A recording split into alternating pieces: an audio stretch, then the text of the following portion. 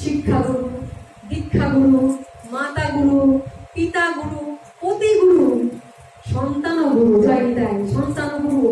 সেটা মনে যদি তা না হতো মা যশোদা গোপালকে সেবা করতো না। তা না হলে গোবিন্দ ওই দেবকীর ঘর ছেড়ে কখনো যশোদার ঘরে যেত না। দেবকীর ঘরে এসে ভগবান কি দেবকীর ঘরে থাকতে পারতেন না? যেহেতু ওখানে সেই মায়ের আদর ভালোবাসা পাবে না, গোবিন্দ আবার সেই ঘর ত্যাগ করে যশোদার ঘরে চলে গেছেন। সেই সন্তানের সঙ্গে যেমন আচরণ করব, সেই সন্তানের কাছে আমি তেমন পাবো, সেটা আমারই কর্মফল। তাই আমি যদি আমার সন্তানকে ভালোবাসি, আমি যদি সন্তানের ভুল ত্রুটিটা চুপ দিতে হবে।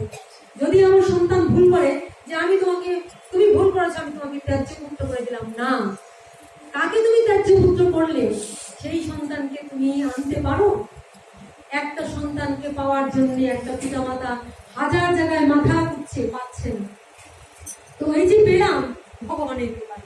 ভুল যদি করে আমার ভুল সংশোধন করার সুযোগ দিতে হবে।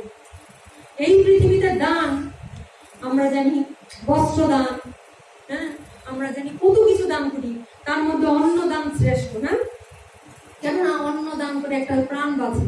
অন্ন দানের চেয়ে শ্রেষ্ঠ দান কি? কন্যাদান। অন্নদানের চেয়ে শ্রেষ্ঠ হলো কন্যাদান। কন্যাদানের চেয়ে শ্রেষ্ঠ কি? জ্ঞান দান। জ্ঞান দানের চেয়ে শ্রেষ্ঠ কি? কৃষ্ণ কথা, হরি কথা দান, যেই দানের কোনো শেষ নেই। হ্যাঁ, হরি কথা। এই যে কন্যাদান, এই পৃথিবীতে একটা বাবা শ্রেষ্ঠ হয় তখন যখন সে যোগ্য পাত্রে তার কন্যাকে দান করতে পারে। কন্যাটা দুঃখ পাচ্ছে, কন্যাটা শান্তি পাচ্ছে না, কিন্তু বাবা মাই কিন্তু কন্যাটাকে একটা অপাত্রে দান করেছে। বাবা মার সন্তান পেল মানে কি? সন্তান। মা বাবা আগে না সন্তান আগে? সন্তান আগে। এখন জেনেছ? সন্তানটা যদি না হতো তাহলে আমি কোনোদিনই মা বাবা হতাম না। তাহলে সন্তানও আমার কাছে গুরু। ভগবান কৃপা করে দিয়েছেন বলে সন্তান, তাই আমি মা হলাম, তাই আমি বাবা হলাম। তাহলে আমরা অজান্তে, না জেনে, অজ্ঞানে আমরা যে সন্তানের সেবা করছি, সন্তানটাকে গোপাল রূপে সেবা করেছি। কিন্তু যখন বড় হয় তখন আমরা ভুলে যাই। তুমি এমন না, ভুল করলে সন্তানকে বুঝাও। সন্তান ভুল করলে, বাবা তুমি আমাকে দুঃখ দিলে, বাবা তুমি আমাকে কষ্ট দিলে। আজকে সন্তানকে যদি আমি আঘাত করি, সন্তানও আমাকে আঘাত করবে। এইটাই প্রাপ্য। তার জন্য সন্তানের দোষ নাই। বা বাবা মা ভুল যদি করছে, বাবা মাকেও শুধরাতে হবে। সবচেয়ে দানের মধ্যে, পৃথিবীতে জাগতিক দানের মধ্যে শ্রেষ্ঠ দান কি? কন্যাদান। তা আমি যদি আমার কন্যাটাকে শ্রেষ্ঠ পাত্রে না দেই, শ্রেষ্ঠ পাত্র কেমন হবে? আগের দিনে আমরা জানতাম একটা কন্যা দান কোথায় হয়? একটা সাধু ঋষির কাছে দান করলে কন্যা দান শ্রেষ্ঠ হয়। এটা হলো যোগ্য পাত্র। আর তা না হলে কি হয়? যে হ্যাঁ, আমার বাবা যদি আমার বরের প্রধান হয়, তাহলে বাবার যে সম্পত্তি আছে, সম্পত্তিটা ভাগ করে দিচ্ছি যে সন্তানরা পাবে, তাই না?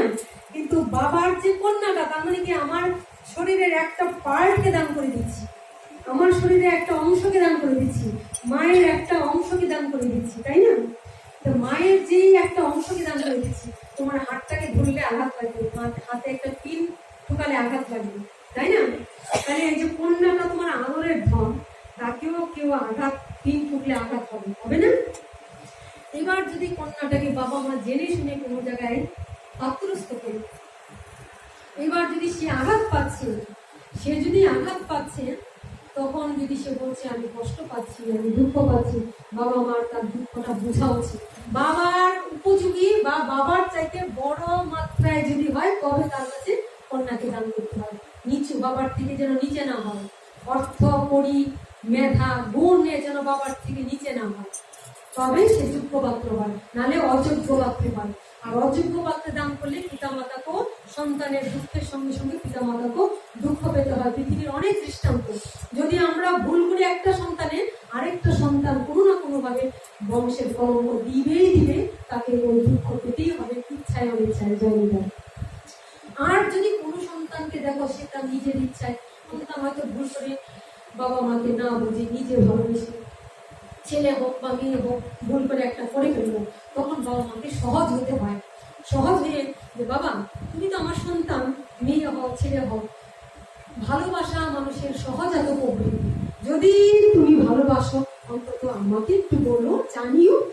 তুমি ভুল করলে আমি যখন বাবা, আমি যখন মা, আমি তো ক্ষমা করবো, সারা জীবনই করবো, কারণ তুমি তো আমার শরীরের অংশ, পার্ট। আমার তো ক্ষমা করে দেওয়াই ধর্ম। আমি যেমন বাবা, আমি যখন মা, আমি তো ধর্ম।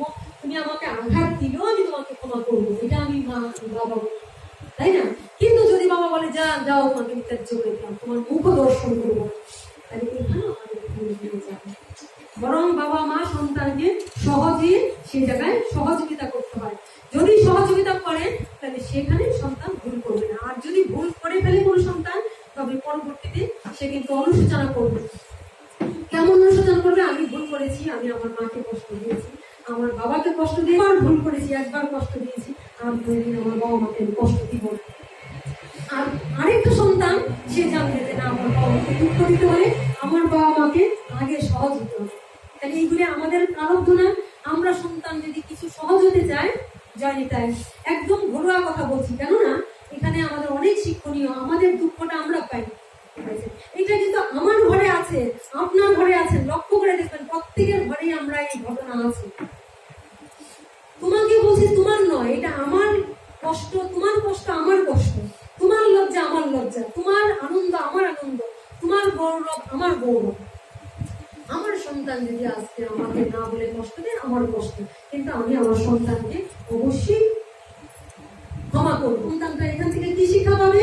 যে আমি এটা ভুল করেছি, কিন্তু আর কোনোদিন আমার বাবাকে মাকে দুঃখ দিব না। আর পরবর্তী সন্তানটা শিক্ষা পাই কি, আমি যদি কোনো ভুল করি তাহলে আমি আগে আমার মা বাবাকে যাবো। কৃষ্ণ কি করেছিলেন? ওই দেবকী মাকে আশ্রয় করে এলেন বটে, কিন্তু জানেন যে এখানে আমার প্রেম লীলা খেলা হবে না। এখানে তারা আমাকে ঐশ্বর্য মার্গে ভালোবাসে, মাধুর্য মার্গে নয়। তাই আজ দেবকী মাকে ত্যাগ করে, আজ বসুদেবকে ত্যাগ করে কোথায় চলে গেলেন? যশোদা নন্দরাজের গাড়ি। ওখানে নন্দরাজের জুতো মাথায় নিয়ে গুটি গুটি পায়ে দৌড়ে চলে। কেন? ঘরে একটা দুঃখ, এটা আমাদের প্রত্যেকের দুঃখ। তোমার ঘরে একটা গৌরব, এটা তোমার না, আমাদের প্রত্যেকের গৌরব। তোমার ঘরে একটা লজ্জা, এটা আমার প্রত্যেকের জন্য লজ্জা। তোমার ঘরে একটা আনন্দ, আমরা প্রত্যেকের আনন্দ। এটাকে আমাকে বুঝতে হবে।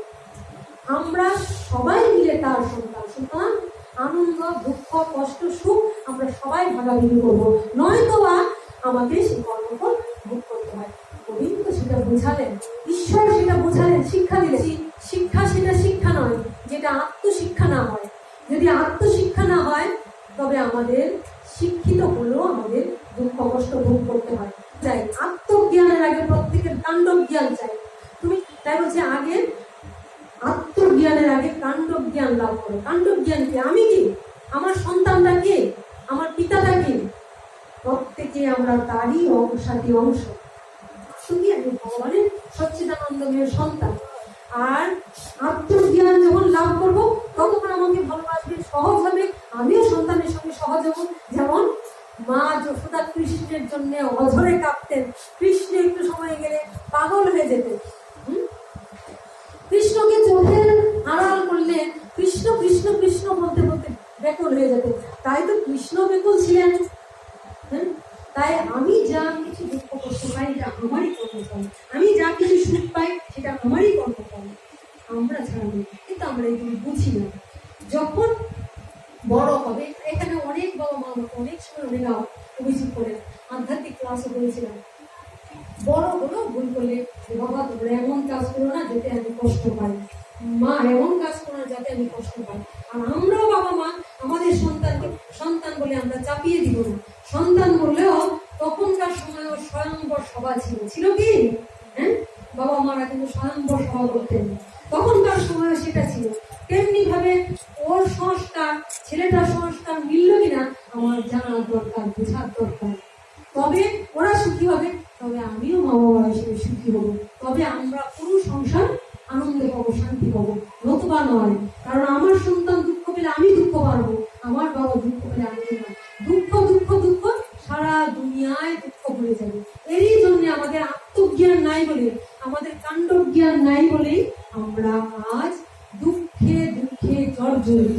যদি আমরা দুঃখ থেকে নিস্তার পেতে চাই, আমাদের আগে জাগতিক জায়গাগুলি ক্লিয়ার হতে হবে। গুরু দীক্ষা নেওয়ার পরেও আমার মাই বড় গুরু পারবে।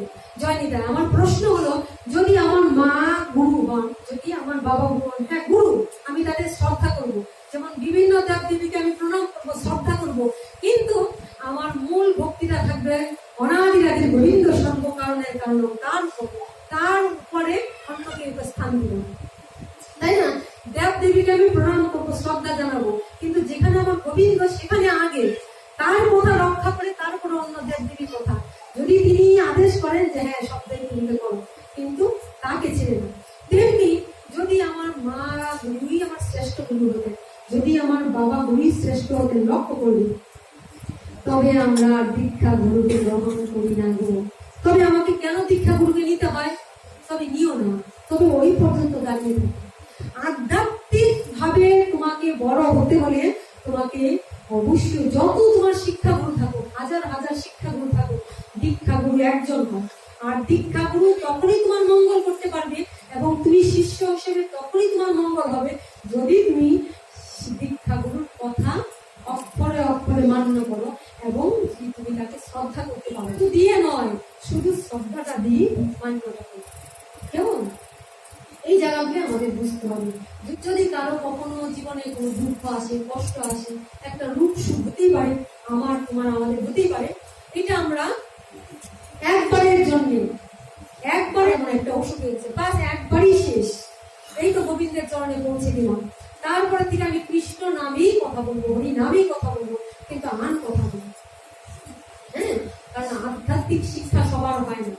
একবার রামকৃষ্ণদেব, শ্রীরামকৃষ্ণ পরমহংসদেব, তার অনেক শিষ্য ছিল, তো সবাইকে তিনি বলতেন, সবাই এসে এসে বলতো যে আমার এই রূপটা কমিয়ে দাও। রামকৃষ্ণদেব বলতেন তার রূপটা কমিয়ে দাও। রামকৃষ্ণদেবের কাছে গিয়ে বলতেন তার চাকরিটা করে দাও। রামকৃষ্ণদেব বলতেন ঠিক আছে দাও। কিন্তু রামকৃষ্ণদেব সবচেয়ে ভালোবেসেছিলেন তার একমাত্র শিষ্য কাকে? বিবেকানন্দকে। তাই বলছে গুরু মিলে লাখে লাখে জানি, তাই গুরু মিলে লাখে লাখে, শিষ্য মিলাও ভালো, সব শিষ্য সমান হয় না, হাজার বললেও সম্ভব না। যদি আমি আধ্যাত্মিক শিক্ষায় শিক্ষিত হতে হয় তাহলে আমাকে শুধরাতে হবে।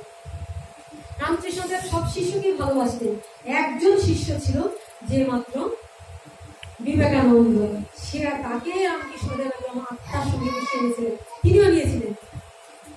এইবার সবাইকে দেখতে দেখতে রামকৃষ্ণদেবের কাছে এসে বিবেকানন্দ একদিন বললেন, স্বামী বিবেকানন্দ বলছেন, গুরুদেব আপনি তো সবাই মঙ্গল করেন, আজ আমার মা মরণাপন্ন। এবার রামকৃষ্ণদেব চিন্তা করলেন যে বিবেকানন্দকে আমার অনেক বড় করতে হবে। কেমন বড় করতে হবে? না, এই পৃথিবীর মধ্যে তাকে শ্রেষ্ঠ করে তুলব।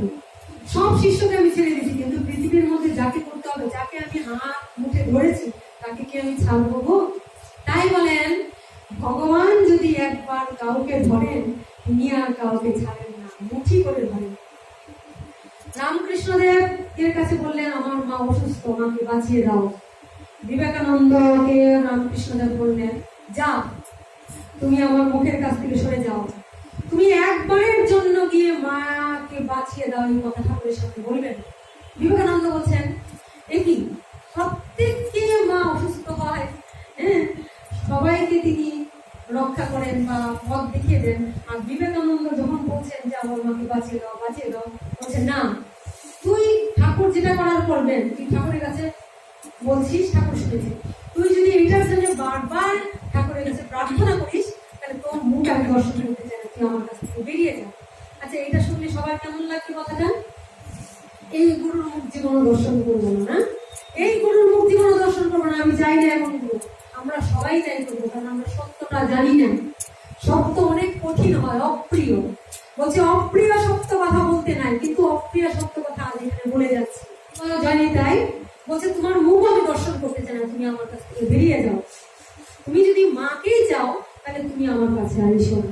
কোন ধ্যানস্থ বলেন, ভাববেন কি ব্যাপার, কি কারণ। অবশেষে বিবেকানন্দের মা চলে গেলেন।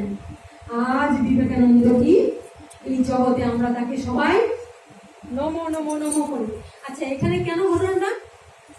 এখানে দেখা গেল যে আজকে যদি বিবেকানন্দকে আমরা দেখা যেত, রামকৃষ্ণদেব বলতে যাও মায়ের কাছে গিয়ে প্রার্থনা করো। এবার প্রার্থনা করলে কি হতো? সুস্থ হচ্ছে না, এবার টাকার প্রয়োজন, এবার বলতে যা মায়ের কাছে গিয়ে আমার টাকা চা।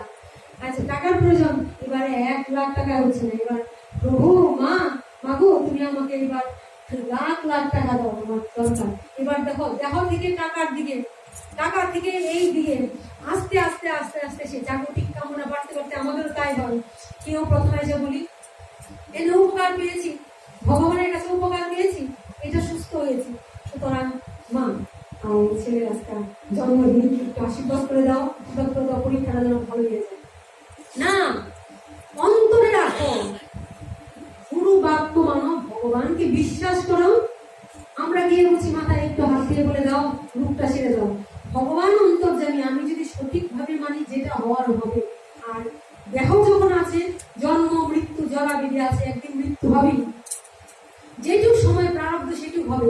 তার জন্য যদি গিয়ে বলি যে না আমার মা গুরু, তাহলে তুমি মা এই সংসার পর্যন্ত থাকো। মাকে শ্রদ্ধা করো, বাবাকে শ্রদ্ধা করো, গুরুজনকে মানো, ভগবানকে মানো, অসুবিধা নেই। কিন্তু যেখানে তুমি মূল রেখেছ সেটাকে আমার মূল রাখতে হবে।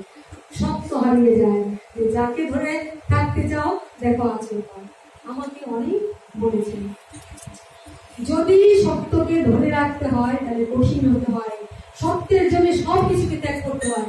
আর সবকিছুকে যদি ধরো তাহলে সত্যকে ত্যাগ হয়ে যায়। সংশোধনের এখনো পথ আছে, আমাদেরকে হরিনাম করতে হবে, কৃষ্ণ নাম করতে হবে, কৃষ্ণ নাম করে আমাদের ভগবানের কাছে প্রার্থনা জানাতে হবে, ঠাকুর তোমার নামে ডুবিয়ে রাখো, তোমার নামে ধুইয়ে রাখো।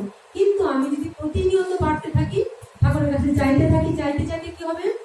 মহাপ্রভু বলেছিলেন ন ধনং ন জনং ন সুন্দরী কবিতাং বা জগদীশ নময়ী মম জন্মনিশ্বরের ভবদা ভক্তি হইতে। আমি ধন জন সুন্দরী রমণী কামনা করি না, সুন্দরী রমণী মানে সুন্দরী স্ত্রী কামনা করি না, সুন্দরী স্বামী কামনা করি না। কি কামনা করি না? জন্মে জন্মে যেন তোমার এই অভয় চরণে আমার অভিজ্ঞ ভক্তি লাভ হবে, এই কামনা হওয়া দরকার। তবে ভগবানের কৃপা লাভ করবো, তবে আমার মনুষ্যত্ব স্বার্থ করে। অবশ্যই আমি যখন কৃষ্ণ নাম করছি, ভগবানকে ডাকছি, আমার ডাক ভগবান শুনবেন, আমার ডাকে ভগবান অবশ্যই আমার বাবা মাকে, অবশ্যই আমার আত্মীয় পরিজনকে যতটা ভালো রাখার দরকার ভগবান ভালো রাখবেন। কিন্তু আমি এই চাইতে চাইতে চাইতে চাইতে আমি ওই যাওয়ার মধ্যে ভুলে যাচ্ছি। আমার জীবন কি হচ্ছে? আমার অসারে সার ভেসে যাচ্ছে।